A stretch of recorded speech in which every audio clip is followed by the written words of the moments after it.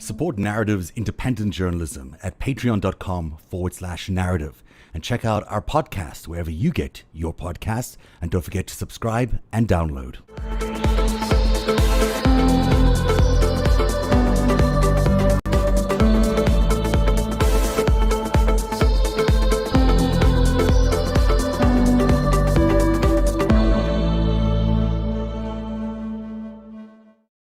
Hey everyone, welcome to Narrative Live on a Tuesday evening at 7 o'clock in the Eastern time zone. How was your Tuesday?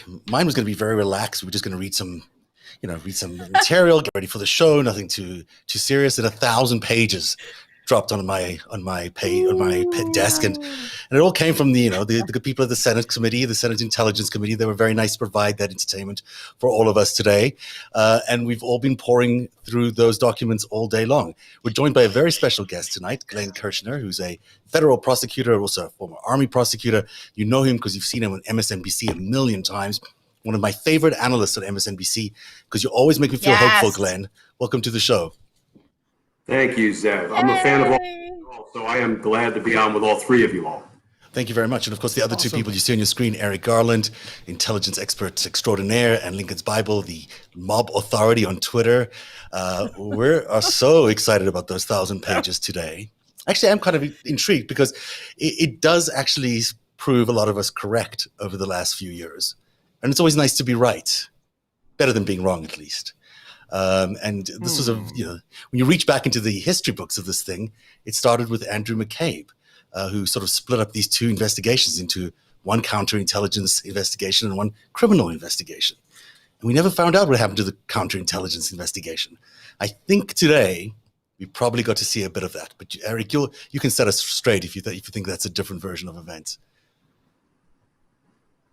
Sure, I would correct, respectfully, that this started in about 1917 with the Communist Revolution and the Okhrana, the Cheka, and by 1919, Commontel in Russia is screwing with elections openly until Stalin gets in. He's like, no, guys, tone it down, do it covert. And they only had like a century of practice.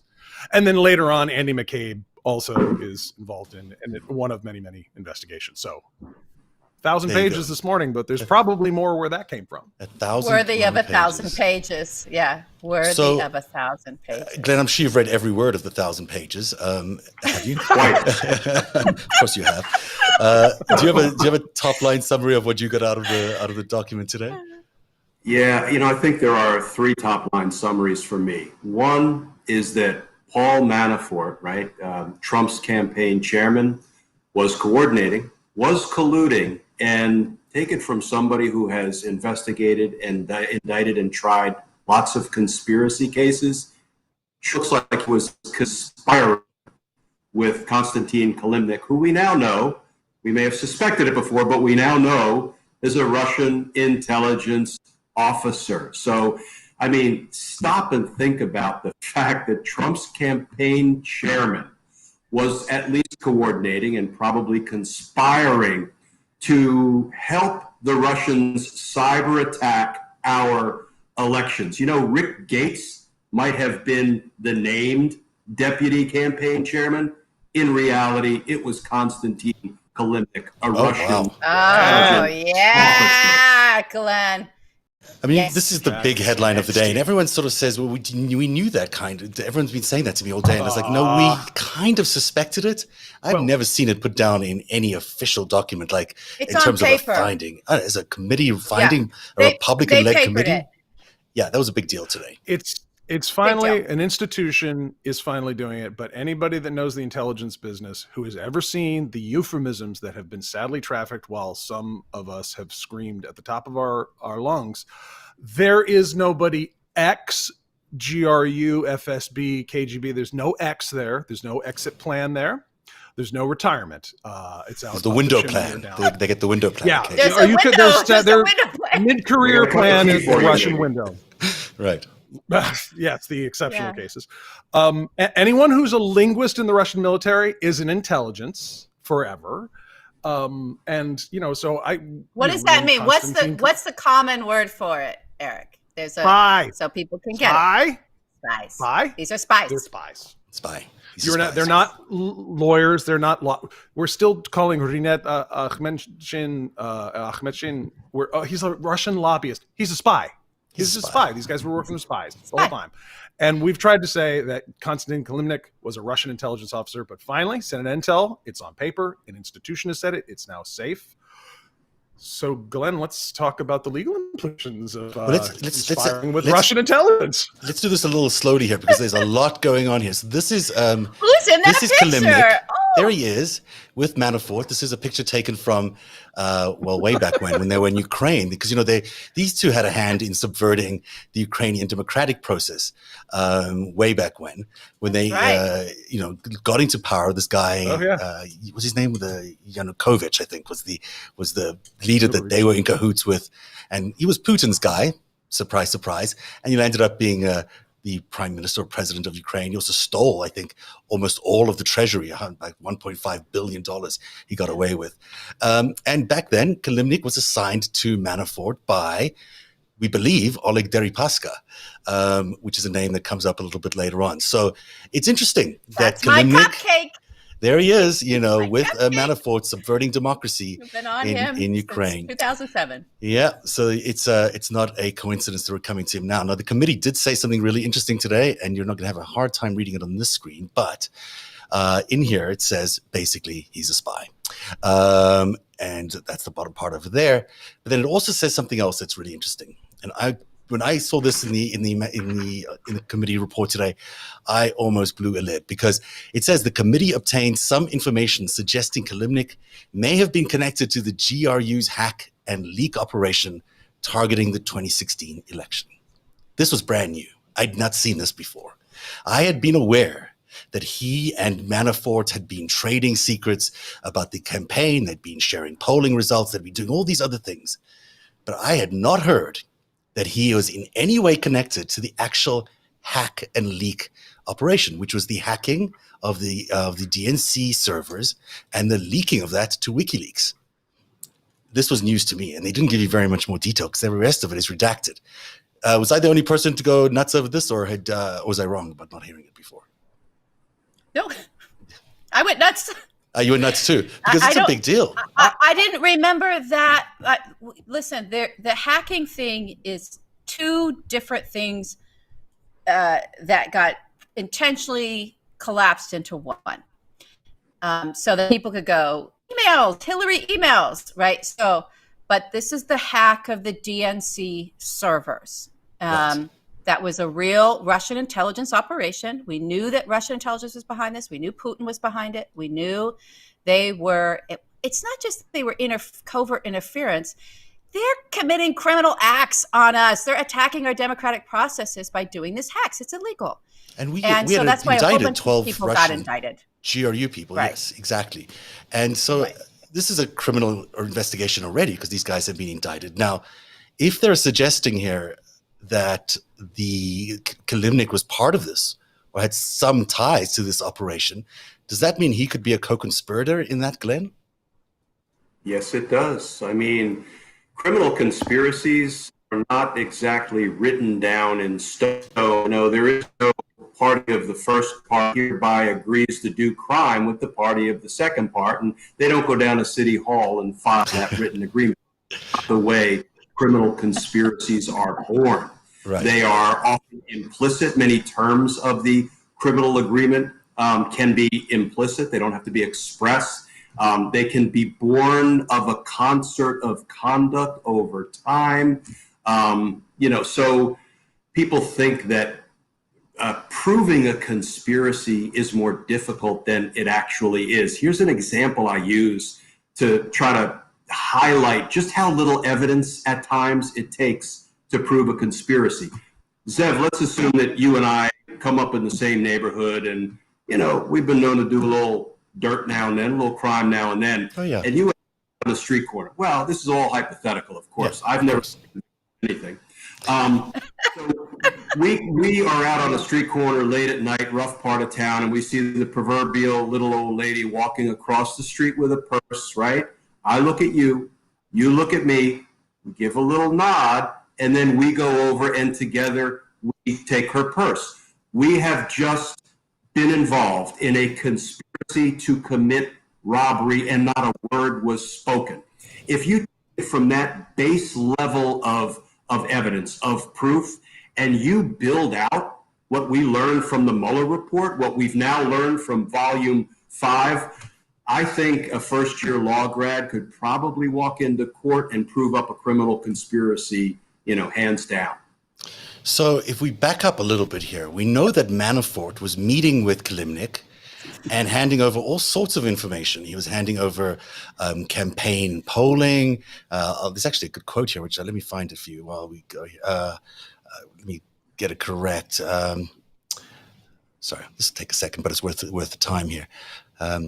So it says, in addition to Ukrainian politics, Manafort and Kilimnik also discussed the Trump campaign, likely including details of Manafort's vision for Trump's path to victory and the margins by which he might win. Manafort expected Kilimnik to pass this information back to individuals, sorry about the misspelling there, in Ukraine and elsewhere.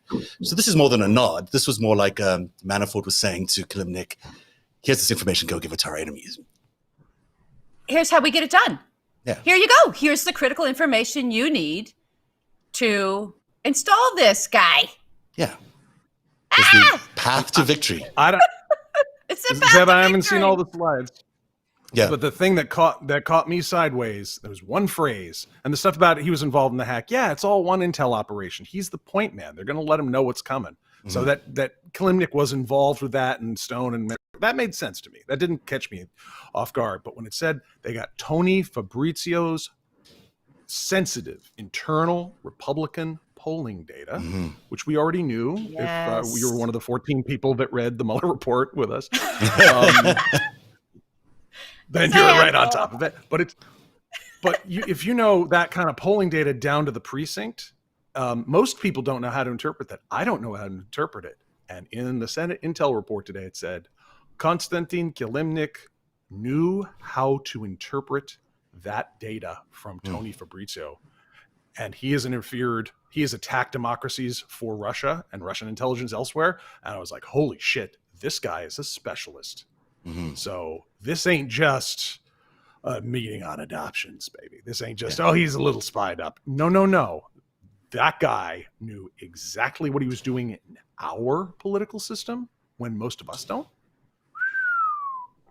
They knew how to get Trump to victory because they had all this information available to them, including all the polling data. So when we look at those marginal votes that came in with 20,000 in Wisconsin, for example, they won by literally 20,000, maybe it was even less. That's 2 votes per precinct. That's like tiny little amount in each place. So that's the kind of stuff you can really fiddle with if you have all this campaign data. And then on top of that, it says the Kilimnik later shared with, I don't know, Patton. This is another one of these sort of associates that they had. Sam Patton. Yeah. What he had learned about Manafort's campaign strategy at the meeting, including a discussion of whether Trump has a shot, if he has a shot, and why. Boy, that seems like a lot of data sharing between a campaign chairman of the Trump campaign. Is that conspiracy?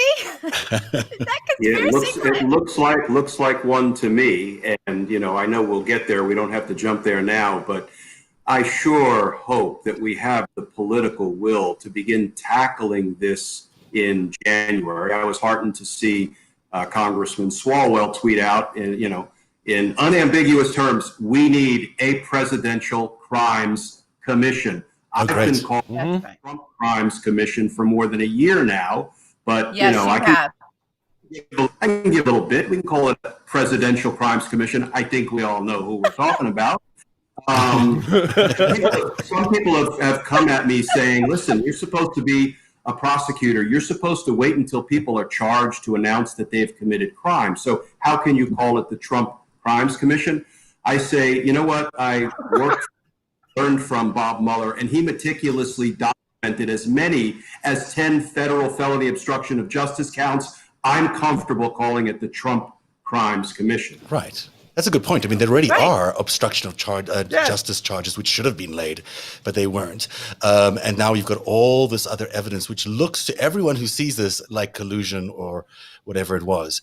There's the definition that Mueller was trying to, let me pull this up on a screen that we might all be able to see it, but the definition that Mueller was trying to get at, and it's worth remembering here this while we, sorry, let me just pull this up. This is we're rolling, making this up as we go along today, so I apologize for these little waits. Rolling live, everybody. Yeah. But if you guys can read that, I can barely read it, but the special counsel defined coordination as an agreement, tacit or expressed, between the Trump campaign and the Russian government on election interference.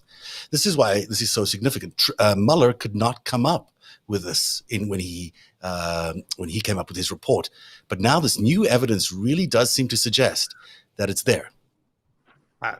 Can I just to be real precise, and Glenn, correct me if I'm wrong on this. The Senate Intel Committee only has so much ability to collect in and of itself. It can be privy to top secret reports, but it's got to take in stuff as in the form of interviews, is my understanding. I mean, it's not its own intel agency. Robert Mueller had 2 skiffs in his offices and could just pile the whole thing in.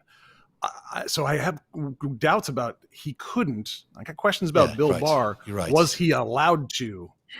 In fact, he deliberately was trying not to, I think, find ways to. I really want to hear. You can explain this. Yeah, Glenn. Glenn. I really want to hear Glenn. Okay, a lot of this is my opinion and informed speculation.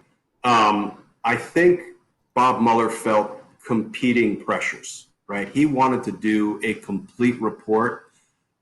He realized that he needed authority to take any significant investigative step, and he testified that he was not denied permission to take any investigative step. But like you, Eric, it's like there seem to be some disconnects here. I think he believed that the quicker he could move through this investigation, doing as much as he could, as quickly as he could, to try to bring forward to Congress, ultimately to the American people, something that was dramatic enough and complete enough, even though there are 1,000 tentacles that he seems not to have investigated. And we can get to Bill Barr in a minute because he's one of my favorite topics. I think he was trying to strike the right balance, and 22 months in Bob Mueller's mind was the right balance. And here's the thing that I am convinced of, having learned how to be a federal homicide prosecutor from Bob Mueller. Bob Mueller's old school. Bob Mueller's war hero. Bob Mueller, would make an Eagle Scout look like a ne'er-do-well. Bob Mueller, this is my opinion. Bob Mueller believed, I am going to package up Volume 1 and Volume 2, and it is designed to accomplish 2 things. One, it's an impeachment referral, and there is not a Congress or a politician walking this earth that will not draft articles of impeachment, vote in favor of them, refer to the Senate, hold a trial, convict him, remove him, and run him out on a rail. I have a feeling that's what Mueller thought, and he was sorely let down. I don't believe America was let down by Bob Mueller. I believe America was let down by weak, scared, self-interested politicians. The second, I agree. I think Bob Mueller's investigative report was designed to be, and it is still this, it is a blueprint for prosecution. He not only meticulously developed the evidence, but he preserved it for future use. And that's why come January, it's on. I swear, I wish I could be standing outside a grand jury room the minute after Joe Biden is sworn in and spend the next 6 months every day presenting every witness and every shred of evidence and all exculpatory information as well, anything that cuts against the guilt of a target of the grand jury investigation, because we're not obliged to present that constitutionally, but we are by DOJ protocol. And, that I would do it for free. Just let me present the evidence to the grand jury of the crimes of these politicians, and they are legion. We could talk about them, and they go and they run through the Senate, and they run through the administration, and they run through Donald Trump's family, whether you're a principal, a perpetrator, whether you're a co-conspirator, whether you're an aider and abetter, whether you are an accessory after the fact. So many of these people have criminal liability, and we have to have the political will to take it on, beginning in January. Now, Sally Yates, by the way, is Yes. speaking tonight, and she Yes, is likely baby. to be the AG in any future cabinet. And of course, Sally Yates has a big Oh, role that in would this be story, and she's speaking at the amazing. DNC tonight. So keep an eye out for her later on. Sorry, Eric, you're going to jump in there. No, I was just excited about accessories after the fact and co-conspirator. I just love the smell of superseding indictments in the morning now. So. All right, so let's take baby. another. LB, do you want Actually, to jump in? if you're going to give me Go for it. So Okay. what I wanted to ask you about the role of justice in this, and what I my background is intelligence and geopolitics and diplomacy and whatnot, and war, of course, is politics by other means, but it also exists because there is no international law. Law doesn't exist between countries. It can by diplomacy and extradition treaties and whatnot, but if we really get at loggerheads, we blow each other up. We have nukes here, so we probably don't want to do this, but what really caught me off guard was when they indicted the GRU officers, the individuals who were involved in an intelligence agency, and they had their names down to their patronymic, their middle names, their father's name, right down to that. And I had heard some rumors that, oh man, we're going to indict these guys. I was like, really? Because that didn't meet my understanding of things. Glenn, It's what a did little you think odd. when you? Yeah. Here's my take on it.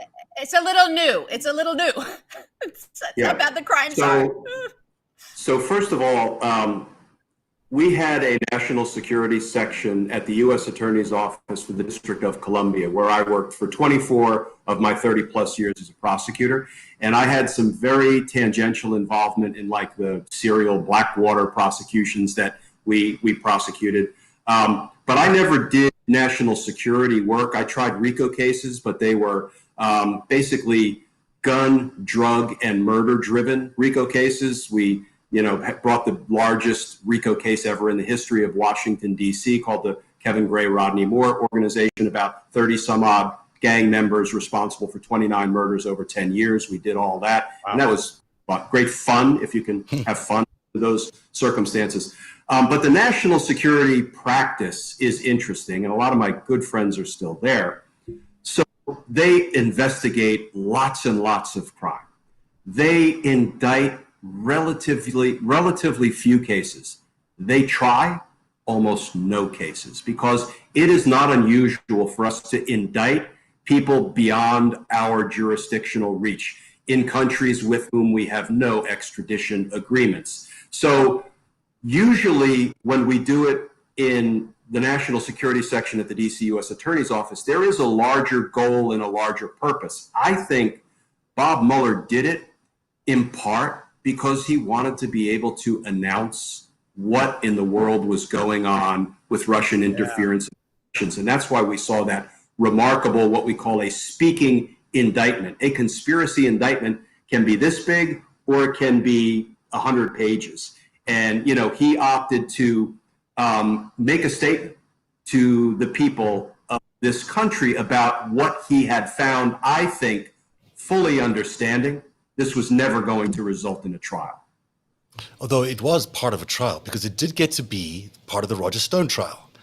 And when you look at this sort of diagram that I threw together here, it's a little confusing, but you've got, Roger Stone was tied to Guccifer, however you say it. Guccifer was tied to the GRU, and those 12 people of the GRU were indicted. We also know that GRU was involved in the DNC hack. We're pretty sure of that. And we know that the hack details were released through WikiLeaks, and WikiLeaks were attached to Stone as well, because Stone was in touch with the material and with Guccifer when the material was going to be released, and he knew when the WikiLeaks documents of the DNC server were being released. Sorry, it's a mouthful of stuff, but basically you had a conspiracy there, right? It feels like one where Stone was involved with the Guccifer and with WikiLeaks in the hack and leak part, at least, of that particular crime. No, you're not following it. Yeah, I think I like to drop the basics always, as you guys know, to keep reminding people, because I saw a tweet recently about, I'm still confused, from a big blue check account still confused about what WikiLeaks is, what Snowden was, all of this stuff, and just trying to wrap their minds around this. Look, it's a Russian intelligence front. That's what it is. And it's not a publisher. Just because they publish information, they're using that because they know it skirts around stuff. But publishers don't hack. They don't hack people's emails. And then coordinate with political campaigns around what they're going to release, when, and why. They're and not a you journalist saw a organization. tremendous amount. The what? They're not a news organization. They're certainly not. They're not a news organization. No. They're not. Spies they're do, though. Involved in spies do this, and now a Republican campaign did this for presidency. It coordinated. There's a lot of language in this volume 5 about how they were coordinating the messaging before the hacks were released from WikiLeaks. They knew what they were picking and choosing them. They were coordinating the messaging. They were pushing it through their PR stuff. They were getting their memes all together. Like, this is what they were doing. It was an op, guys. Yeah. It was a narrative information op to attack a political opponent and to elevate the politician that they wanted. And so it doesn't just, it's like the stuff with the post office. I think this helps people get their minds around this of, Louis DeJoy didn't just all of a sudden go, I'm going to attack the post office this morning, right? There's a tremendous amount of planning and coordination that went into everything we just witnessed and rose up against. That's been going on for months to get certain people into certain places. Well, it's the same with narrative warfare. It's the same. They're testing, they're pulling up phrases. How do we position this? They're think tanking it. You have in there, around another issue, right? You had political operatives, Chuck Johnson and Steve Bannon, and Ledeen, right? Working with Peter Smith, who's now deceased, threatening him, right? To getting him and getting those emails. Can you get Hillary's server and we'll get these emails? And then if he didn't cooperate, Chuck Johnson sending him this threat. We don't care what fucking happens to you, right? Let's keep that for later if you don't mind. I just want to get to Peter Smith a little bit later. I'm just saying, it doesn't happen out of the blue, right? It's not just like Trump stood up in the campaign and he was like, WikiLeaks, look what they got. I love WikiLeaks, right? And it was like he was reading it when we were reading it. No, that's not what happened. That's not how it worked. And so that level of coordination is conspiratorial. This is a Russision intelligence front. The Access Hollywood Kilimnik example is a Russian intelligence agent. The Access Hollywood one was a good example. Do you want to take people through that, LB? Because did you read all that in 2 days? Sure. So here's 3 things happened at once. Bloop, bloop, bloop, bloop. Okay. So all on the same day, you had all of the top brass of our intelligence agencies testifying in front of the Senate. I think it was this committee, I believe, saying Russia hacked our election. We know, or hacked the DNC servers. We know they didn't. We know they're attacking us. We know we're back from Russia at Putin's orders. There was no ambiguity about that. And then a couple hours later, boom, here's the Access Hollywood tape. Now we know in this Senate, in this volume 5, that the Trump campaign had a heads up about that Access Hollywood tape being dropped. It was a huge distraction away from all of these people testifying, all of our heads of our intelligence agencies going, yes, it was Putin is attacking us. Putin is attacking us. These are Russians. They're coming after us. That Access Hollywood diverted everyone's attention away from that with pussy grabbing, right? With Donald Trump and his gross tic-tac behavior. And so then, but the Trump campaign had a heads up about that. So then there was, get in there with WikiLeaks. What can we have to distract away from this, right? And so it was just this rolling bag of Stone shit. was the coordinating guy for most of these releases. Stone so on that was day, coordinating all of that. He had 2 calls with Corsi, one of his intermediaries, and he knew that WikiLeaks was going to put these out because he wanted them out. He said, let's get the WikiLeaks stuff out right now. Let's get the WikiLeaks in stuff order out to divert right from the Access Hollywood stuff. Yeah. When you talk about Stone as the coordinating guy, I was sitting in Ron Stone's trial. I watched most of it.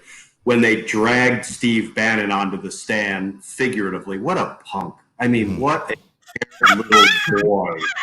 Because they had to impeach him. Because he was, testifying, and then all of a sudden it gets a little bit tight. And they ask him questions about, well, who was the campaign's access point to Julian Assange and Wikileaks. Oh, well, let's go to your grand jury transcript, shall we? And they had to pull that out of him. And when I heard him testify that Julian Assange was the Trump campaign's access point, that was Bannon's description. Oh, wow. Roger Stone was the Trump campaign's access point to Julian Assange and WikiLeaks for purposes of these emails. I'm like, and we don't have conspiracy indictments out the wazoo because why? You know, and so I was pleased when I saw one of the top line conclusions in Volume 5 that Donald Trump and the campaign directed, didn't just passively benefit from, directed Roger Stone's efforts to make contact and exploit and weaponize the emails from Julian Assange and WikiLeaks.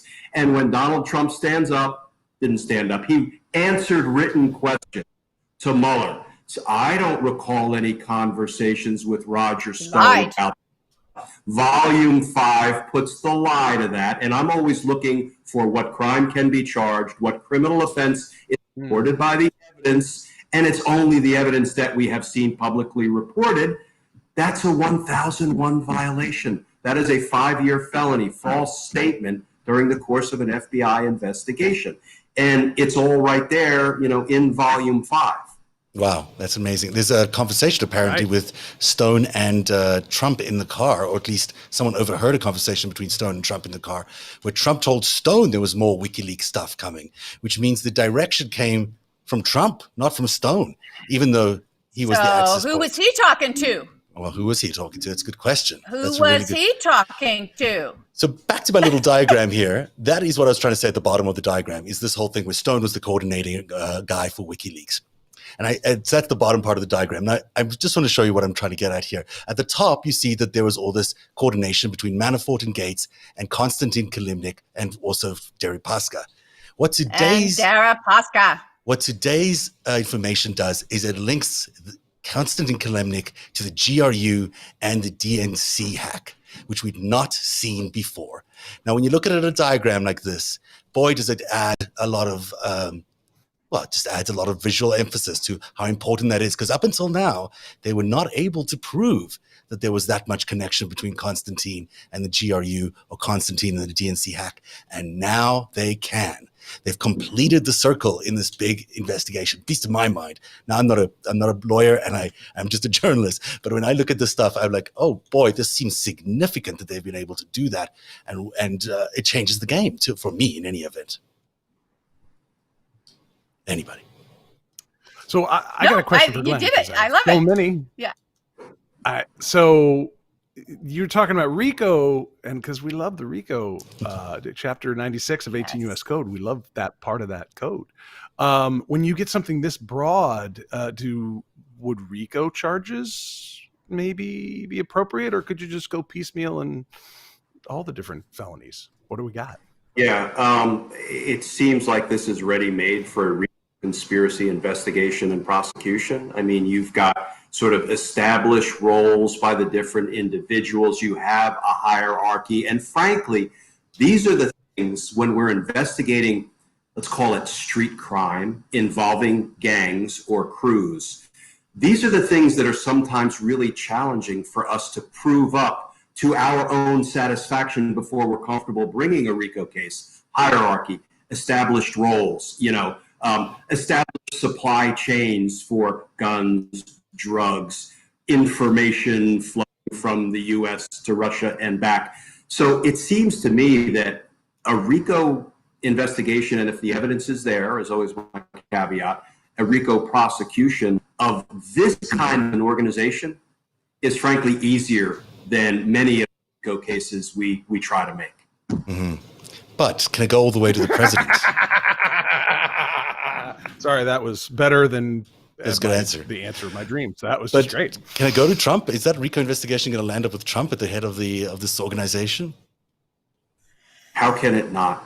Can it not? I mean, we're going to see all kinds of pardon games being played, and even though there is an OLC opinion, now I hesitate to actually rely on any OLC opinion because of the horrific OLC opinion that says you can't indict a sitting criminal president, which is insane. And the point in the Department of Justice history is the Second Circuit judges said to the DOJ lawyers, "You're not telling me that Donald Trump could shoot somebody on Fifth Avenue and he couldn't be arrested, indicted, and tried." And Department of Justice lawyers said, "That is what we're saying, Your Honor." So I hesitate to ever use the OLC as authority or anything, but it was in 74, they did issue an opinion that said a president cannot self-pardon, right? Now, I pretend that Trump will, act accordingly.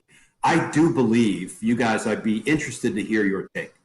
I believe Trump has a drawer full of pre-printed pardons in his desk in the Oval Office, ready to be doled out to the Bill Barrs of the world, the Mike Pompeos of the world, which is why those men continue to crime, because they believe they're doing it with him.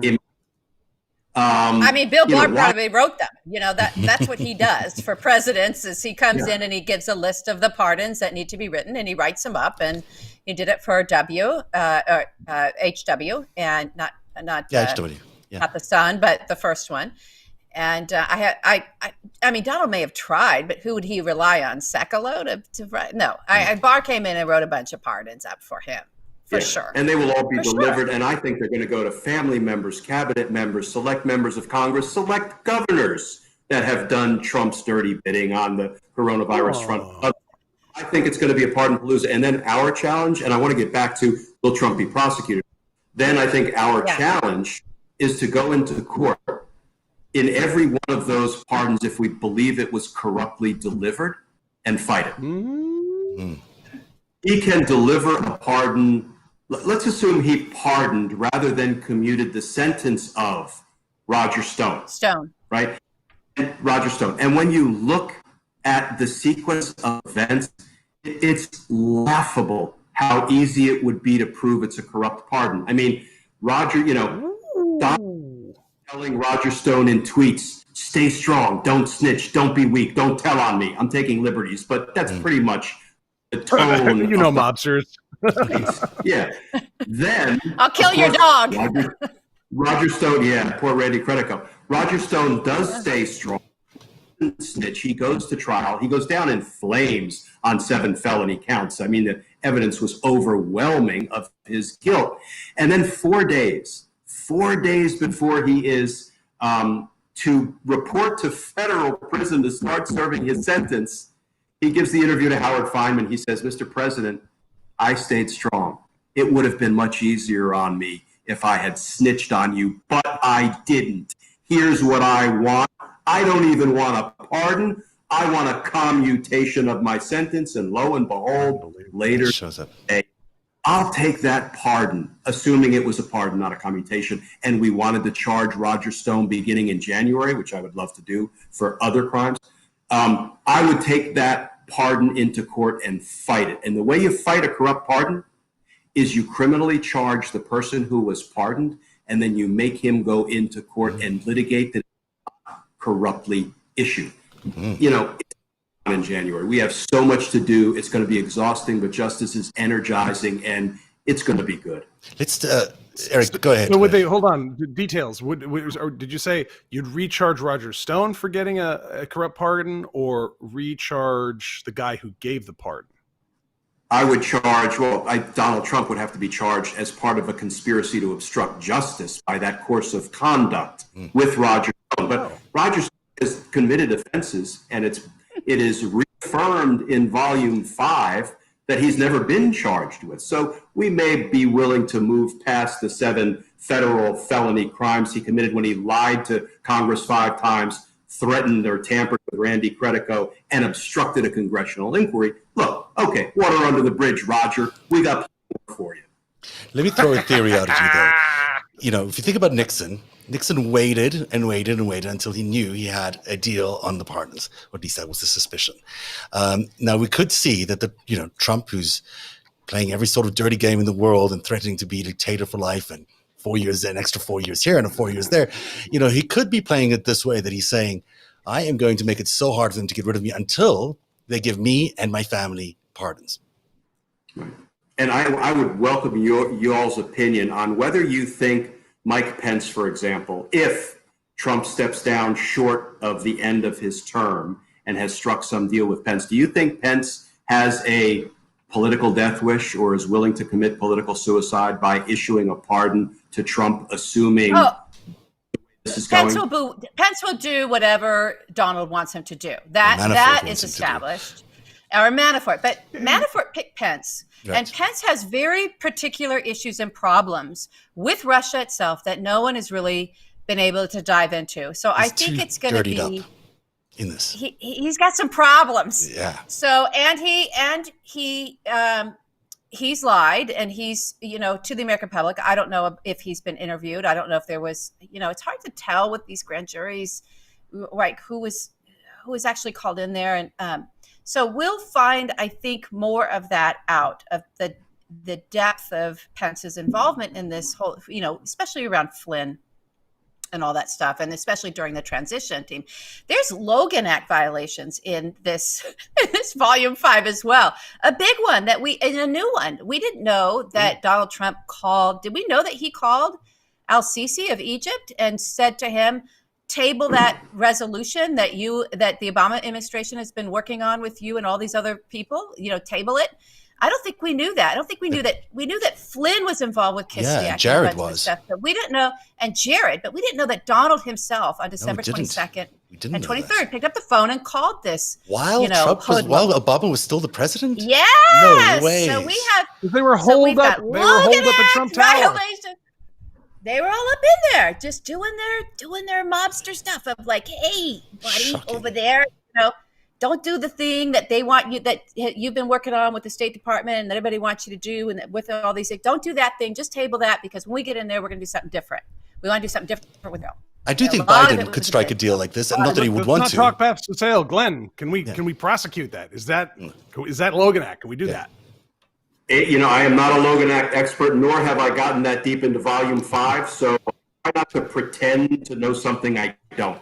Okay. That's a good answer. It's up in the 700s. I went to the end of it because I knew everybody was in the beginning, and I was like, okay, let me look at the end of this thing. What's in here in the end? And it was, every page, it was like, oh my God. And one of the things you found was the Peter Smith murder or suicide. So let's talk a little bit about Peter Smith. Chicago operative gets approached by Chuck Johnson and others, I think, within the campaign, to look out for these missing emails. The first hack was the hack of the DNC. The second thing they were looking for was the 30,000 missing emails that Hillary Clinton supposedly had on her home server. They go to Peter Smith and they say, dude, will you try find this? He contacts some he was making claims too that he had it. Yeah, and he connected with some hacker online who claimed to have these emails. They even, I think, sent over these emails, and they were being vetted by somebody at the administration. This is all from memory. Sorry if I'm getting it wrong. But Peter Smith lands up committing suicide, or at least he's found dead. But the thinking is that he committed suicide initially. And there are about 5 key members of the Trump administration who were participating in this little effort to get 30,000 new emails. Among them, Flynn, I think, what's her name? Kellyanne was part of this thing. Kellyanne? Yeah. So it's 5 different people who were involved. I might be wrong about McFarland. I'm sorry. Folks. You might be wrong about McFarland, but I think it is 5 I might be wrong about that. But anyway, there's a bunch of them. Yeah, there was a lot. It turns out that it wasn't necessarily a suicide, right? Is that correct? Bannon, I think, was one of them. I don't know that we know anything about. I think there was some real suspicion about whether it was at the end of the day, because I think he was found, under suspicious circumstances. But what we found out today was that Flynn pled the 5th. He pled the 5th on that. We knew he pled the 5th to the Senate. There were no details, I believe. I looked through it because I didn't remember that. And I'm like, God, did they say what he pled the 5th around? He pled the 5th around this. Wow. Around the searching for Hillary's emails and the cooperation and coordination with Chuck Johnson and Peter Smith. That's what he pled the 5th around. And the Ladines, who were all up in there trying to hunt this stuff down. And, this is a really dirty little team of operatives that were also involved in a bunch of the Kavanaugh stuff. They just lurk in there, and that's Chuck Johnson. So for everybody can remember, is the one that coordinated with, he knows Weave, who's Andrew Autheimer, who was a former hacker, continued to be hacker. He was put to jail by Hillary Clinton, and has a grievance against her. He's was big in the anonymous community back when that was sort of a real thing and not taken over. And he's, I think, currently in the Ukraine. He might have moved on from there, but he was Chuck's partner in doing a lot of the Planned Parenthood, hacks and stuff that Kellyanne Conway had a hand in, all this sort of dirty political ops that we saw during the primaries, the Republican primaries. I think Weiner as well. He was part of that too. He was the guy that went in there with the Weiner and sort of hacked into that email and showed the sort of new stuff from what he said was new stuff from Anthony Weiner's computer, which is what caused Comey to reopen that investigation, and then say to the world, we're reinvestigating this Anthony Weiner hack and all this stuff around Weiner, which was a big part of the Hillary email stuff. Believe it or not, it was everything just kept getting collapsed into emails, her emails, because that was the narrative that was working with the base, as well as with the broader media and the broader public. We had, the New York Times with one of their journalists mentioning over 90 times about Hillary's emails and 0 times about Trump, organized crime, Bayrock, all this other stuff, like 0 mentions. So in all the stuff leading up to the campaign. So these things are all connected. It might feel like a lot for people to wrap their minds around, but it's the dirtiest of politics was going on with hackers, with real crimes, with people ending up committing suicide or whatnot, with Russian intelligence. It just was all in this mix to just mess with the discourse. You found this email. Yeah, that's in there. That's in the thing today. That's from Chuck Johnson. He's redacted, but in the report they name that it's him. So in a paragraph right below that in the report, it names that it's him, and it's saying, "I talked to Steve, which is Bannon, who will compel you to turn over to us all 30,000 emails you located and referred to WikiLeaks. BB is Breitbart wants to publish them first. We do not give a rat's ass what happens to you." This is before this man was dead, right before his death. And we'll turn you over to the feds for prosecution if you do not comply. So that's how they work. That poor man, whatever. Peter Smith, the dirty operative too. But look at this. There's no excuse. Look at this. This is a threat. And I'll ask Glenn. I mean, this you're the homicide lawyer here. This sounds like it could be pretty tricky territory for these guys.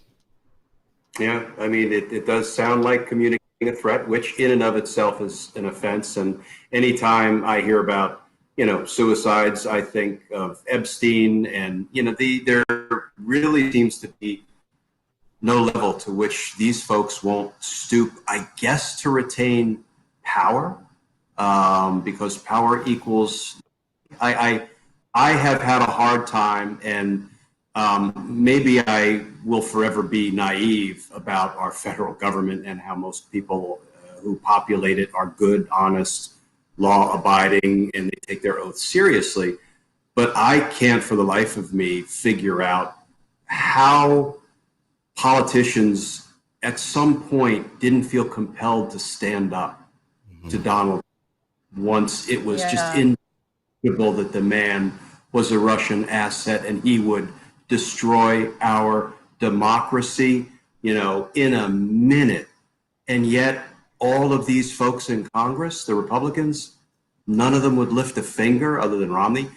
I will never understand if that's just their, insatiable thirst for power. Are some of them compromised themselves? I mean, certainly Mitch McConnell.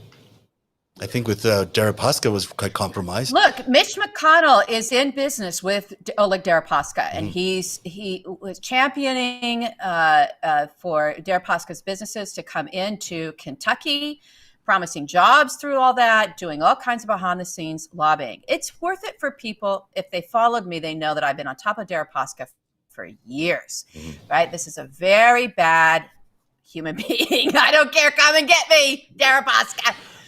He's mob he operates, right? He operates in the like mafia. Putin's henchman. And he operates with our intelligence community. he's Putin's henchman. In 2006 or maybe it was a little later, 7. He was brought to the attention of our intelligence agencies yet again as someone who could possibly help find Bob Levinson, who was just unfortunately, family said Bob has passed, but he was the longest held captive in U.S. history, captured in Kish, Iran. Former federal prosecutor, right? Former guy. He was a former FBI agent, actually not prosecutor. He's a former FBI street agent that was specialized in Cosa Nostra in New York City, and went from that to then really focusing on Semyon Mogilevich and the Russian mafia. Even when he left the FBI and he started his private consultation business, he continued to hunt down Mogilevich. And this man, unfortunately, was had a lot of points of contact and a lot of sources that ended up being business partners on Donald Trump's real estate properties, right, all over the world. So I wrote a big piece about this called Poke the Bear years ago, and Deripaska was central to that. He's central to that because for some reason, our CIA, our FBI, our intelligence agencies, our investigative agencies believed that he had credible information on the location of Bob Levinson. How would he have that? Why would he have that? Why would he know that information? That's the kind of operative that Deripaska is. And he's tried to use this kind of information to get visas to come and be here. He wanted to be in the West. He's tried to get a U.S. visa forever and ever and ever. He's been denied by our intelligence agencies and by our State Department. Do not let that guy into the United States. It takes a lot to sort of be like, no, you're too bad. You're too awful. You're too mobbed up. You're too much involved in organized crime. You're too much involved with intelligence. You know too much about the underworld and the really bad operations that are going on in there. We don't want you in our country. And he was desperate to get over here. And he's been working for years, trading information to try to get in there. And Mitch McConnell's willing to bring this guy into Kentucky. Into Kentucky. He's bringing this guy in his money. That's how bad it is. Which is the reason that those sanctions were dropped against Deripaska at the end of the day. So, yes. People consider how they vote, any viewers in Kentucky. Boy, we covered a lot of territory there, but there is Deripaska is certainly central to this whole operation. He knows Kilimnik. He was the guy who gave Manafort orders at the very beginning of all of this. He's and millions of dollars. A GRU asset. He has himself said that has no difference between his own activities and the state's activities, and he's very, very, very close to Putin. I'm going to run through a couple of things quickly here. We're running out of time, but I want to show you the many, many times that Trump tried to get a hold of Putin. Here's some letters. This is all in today's report. I was just stunned at all these receipts that these guys had today. Here's him from, I think this is 2006. I can barely read it. But, there he is saying, oh, God, I'd love to see Putin. What does it say over there? I can't read it properly. Maybe you can. Dear Mikhail, Paula informed me of a recent trip to Moscow and how impressed she was by you and your organization. That's to one of Putin's guys. Yeah. And then it goes on, and there's another one here from 2000. Dear Mr. President. Yeah, that's to Putin. Yeah. He's just writing letters to Putin. What does it say at the bottom there? It says I love you. What is it? The hottest or the most beautiful woman in the world or something like that. This is him wanting to try bring the Miss Universe contest to whatever it was that he owned. The most beautiful woman. I know you will have a great time. Boy, oh boy, will you enjoy these beautiful women. There's more here. I don't know what he's actually said, but this goes on and on. This report is that's from Rana. That's to Rana. Oh, yeah. This is from Paula to Rana. And what is it? So this is, let me look it up here. That's to Rana. Hi, ladies. Hi, ladies. Well, I'm off to Moscow. Yeah, this is Rob Goldstone, who is the contact between Emin Agalarov and Aras Agalarov. You remember those two were building a tower for Donald Trump when he was saying there was no business. He had no business deals in Russia, no business deals. But during the election campaign, what was he doing? Negotiating a tower during the campaign while he was saying all those things. During the campaign. And Rob was the one who sent the communication to Junior saying, I've got this, we've got the emails for you. And Junior said, if it's what I think it is, I love it. Right. Exactly. That was the exchange between Junior and Rob. Right. And Natalia Veselnitskaya, that whole meeting on June 9th in Trump Tower. And this goes on and on. It's just kind of fascinating to me. At the end of it all, Putin does send Trump a gift. Here's a nice the picture of that gift, little note. There's a little Kremlin thing. Gift. I don't know what he says in there, but there you go. But there is actually a really interesting gift that the Galerovs do send him. They send one of 3 paintings. They were meant to be in a triptych. They said, we're going to send you the first one first, and then next year we'll send you the second part, and then we'll send you the third part. This is the first painting, which, by the way, says, I don't know what it says at the back. It says for something democracy. And there's these guys there that look like they're zombies walking around. It looks like they're having a horrible time in democracy. And there's this woman with a Rolling Stones t-shirt. I don't know what that means, but the next 2, this is according to the report today. It looks very Soviet era. It looks very Soviet era revolutionary kind of stuff. And then the final one has, I think, maybe I'm going in the wrong order. There's another revolutionary picture with, it looks like the Russian flag. Why are they sending the president this? Why? What is the message encoded in this thing that they feel like they need to send him one of these over 3 years? And here's the note, by the way. I don't know. Okay, that's my little quick summary of everything else that's in there. There's a lot there, but it certainly indicates Donald Trump liked Vladimir Putin a lot, all the way back to 2003. Now, does that show some sort of intent, Glenn, or not? It does. I mean, the admissible evidence is,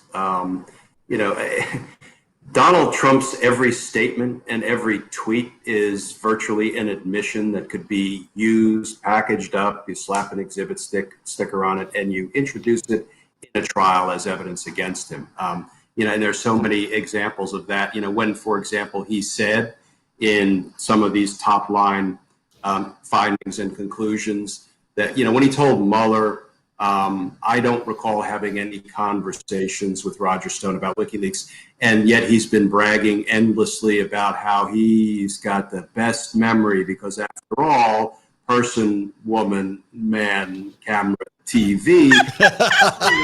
Well done. What I would do as a prosecutor is I would introduce every single statement that Donald Trump ever made that said he is a brilliant man with a mind like a steel trap. He never forgets anything. That's admissible trial to prove that he lied to Bob Mueller about not remembering anything about talking to Roger Stone. Nice. I mean, it really is like shooting fish in a barrel. I'll tell you, and I know you guys you are so much more immersed in the details than I am. What I tend to do is I try to look at the evidence that we have available to us and see, okay, what kind of crimes are conjured up by that? And I'll tell you, when I read a couple of paragraphs, if I have a minute, when it talks about how the committee found that Russian President Vladimir Putin ordered Russia to hack computer networks and the accounts affiliated with the Democratic Party and leak the information damaging to Hillary Clinton. And then it goes on, I won't read it all, but it talks about how Putin's goal was obviously to hurt Hillary's candidacy, and because they expected her to win, they were trying to undermine her, what they thought was her eventual presidency. And then when Trump became the nominee, they were redoubling their efforts to get him elected. And the last line is their goal in all of this was to undermine U.S. democratic process. And then when you juxtapose that to Helsinki, Donald basically knew all of this. Putin cyber attacked our nation to undermine our democracy. And I went back and I looked at that clip again today at Helsinki, and he said, Putin denied it, and I don't see why it would be Russia. That, I took out my big blue code book. That is travel. That is 18 U.S.C. 3. Which accessory after. Oh, really? Plain and simple. And it's one. Yes, It's one sentence, and it says, "Go for it. Whoever, knowing that an offense against the United States has been committed." Like, how about cyber attacking our country to undermine our democracy? Never mind interfere in our elections. Whoever, knowing that an offense against the United States has been committed, either receives, relieves, comforts, or assists the offender in any way to hinder or prevent apprehension, trial, or punishment. Basically, he stood up there and he gave Putin aid and cover and comfort. And we all saw him commit the federal felony offensive accessory after the fact. Again, these things are not hard to prove. Based on the publicly We available. saw it all. We saw it in front of our eyes. These things are not hard to prove. We just have to get after it come January. Can we get into that then, Zev? Can we get into Glenn's? Glenn, I think Glenn has a podcast now, everybody. I'm so pleased because you were doing your videos, you were doing your YouTube and getting your message out there because you could tell. I could feel like, and we were DMing a little bit, but I could feel like you were like, oh my God, people have to know what's going on. Right? It was like a voice of clarity needs to keep kind of getting out there. And now you have a podcast, Justice Matters. So, we're just big Glenn fans because he's risen to that call from years of being a prosecutor, witnessing crimes happening in front of his face, in front of all of our faces over and over again, but also seeing all of your despair about it, everybody. And I get this a lot. Eric gets this a lot. Zev gets this a lot. We get you guys saying, yeah, but nothing's going to happen. They're going to get away with it. You're in such despair about this. And I want you to commit homicide against your despair. Like you need to murder that despair because that's actually the enemy. That's the enemy, not justice, not the process, not the future. Right? It's going to be okay. It's going to be okay. So, and Glenn is out there giving a roadmap. This is how we're going to get it done. And it's not just the Presidential Crimes Commission or the Trump's Crime Commission. There probably will have to be Truth and Reconciliation Commissions, which we've talked to with Zev about because he lived through that in South Africa, so that people can come forward and just sort of say no, because there was so much gaslighting with all of this. There's been so much gaslighting. We've been victims of this gaslighting, the thrust here, and Glenn, you too, of we've been saying these crimes and pointing them out since 2017, and people, no, you don't know what you're talking about, and all this horse shit around all this narrative. So let's have Glenn. Glenn, if you can, I know you're doing a whole podcast about this, but just walk the audience through some very basic things that we can do come January with the new administration to actually heal and bring justice to this situation, because everyone's very hopeless about it. So in my 30 plus years as a prosecutor, I prosecuted virtually every kind of crime, from property crimes, guns, drugs, stolen cars, arsons, rapes, child sexual abuse, to every manner of murder imaginable, to RICO cases in federal district court against the largest gangs in DC. And I've dealt with countless victims, and in homicide cases, family members of the homicide victim, because once you lose a loved one to violent crime, your family is never the same. So what I've learned is that you can never heal. You can't even begin to heal unless there's accountability, right? No prosecutor in the world has ever said to a burglary victim, robbery victim, or rape victim, the way you're going to heal, the way you're going to put this horrible incident behind you is for us to decline to prosecute your attacker. That's the ticket for you to heal. That's justice. That's the opposite of justice. Absolutely. We tried that with Richard Nixon. We said this man is a criminal, petty criminal compared to Donald Trump. If Nixon was a shoplifter, Trump is a serial murderer, right? But we're going to take this leader of our country, leader of the free world, and we're going to say the way for the country to move and to heal and to put this long national nightmare behind us is to decline to hold accountable the person who just put us through this nightmare in the first place. Mm-hmm. That's insanity. That is insanity, pure and simple. But I'm really encouraged by many of the things that I've heard. I've got a stack of legal pads. I don't do computers. I've got all of these crimes cataloged that Trump and company, and Pompeo and Giuliani, and the whole ugly, and Barr, the whole Mulvaney, the whole ugly assortment. I could do a whole hour on the conspiracy and who's in it as a result of the bribery and extortion of President Zelensky. And that one's a lot of fun. Mm-hmm. But I'm so encouraged that Biden stood up and said, I will not pardon. I will not pardon. That's a great. Then you have congressmen saying there needs to be a presidential crimes commission. I hope we've learned our lesson from the way we botched the aftermath of Watergate. And I hope we realize, and you know what, now we have 170,000 dead folk on top of it. And I know we don't have time, but I can tell you that there are three simple elements to involuntary manslaughter, and Donald Trump fills all three elements. Whoa. Hands down. Hands down. And you're going to come back. We're going to talk about that. Yeah. I can't talk about that. I can't wait until justice comes. Justice for those 170,000 dead folk and their families and their communities. Justice for what he has put our government through. He's tried to destroy all of our institutions of government. Look at who he has installed as his cabinet secretaries of education, of agriculture, of EPA, of the Department of Justice. It's insane. It's absolutely insane.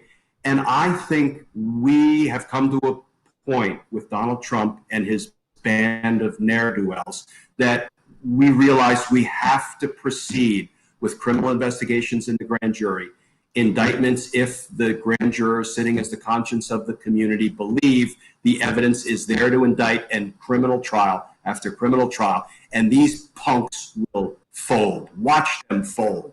Watch Mulvaney fold. Watch Pompeo fold. These punks will fold. If they were strong men and women, they wouldn't be acting the way they're acting right now. There's no doubt. That's right. Well done. Well said. Yes, sir. I'm really looking forward to a Justice Department that actually is not political. I think we've ruined our sense of what justice is in this country under Barr, and we need a DOJ that is not doing favors for anyone who's in power.